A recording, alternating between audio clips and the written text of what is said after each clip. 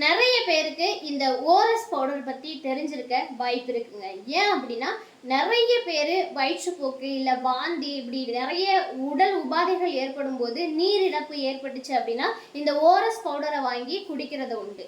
இந்த ORS powder means oral rehydration solution. நீர் இழப்பு ஏற்படும் போது அதை சரி செய்யறதுக்காக சமன் செய்யறதுக்காக பயன்படுத்தக்கூடிய ஒரு பவுடர் தான் ஓரஸ் பவுடர். ஆனால் அந்த ஓரஸ் பவுடர்லயே நிறைய போலியான பவுடரை வித்துட்டு இருக்காங்க.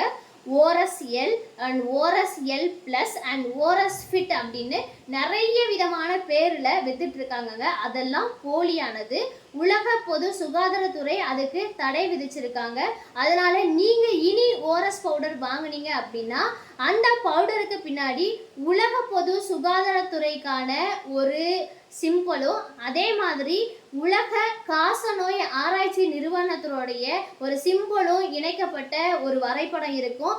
அந்த ஓரஸ் பவுடரில் இருந்தால் மட்டும்தான் அது சரியான தரமான ஓரஸ் பவுடர். அந்த சிம்பிள் இல்லை அப்படின்னா அது போலியான ஓரஸ் பவுடர். தமிழகம் முழுவதும் இருக்கக்கூடிய மருந்து கடைகளில் இந்த ஓரஸ் பவுடரை செக் பண்ணி இன்ஸ்பெக்ட் பண்ணி ஓரஸ் பவுடர் போலியாக இருந்துச்சு அப்படின்னா அதை எல்லாத்தையுமே பறிமுதல் செய்யணும் அப்படின்னு சுகாதாரத்துறைக்கு உத்தரவு இட்டிருக்காங்க.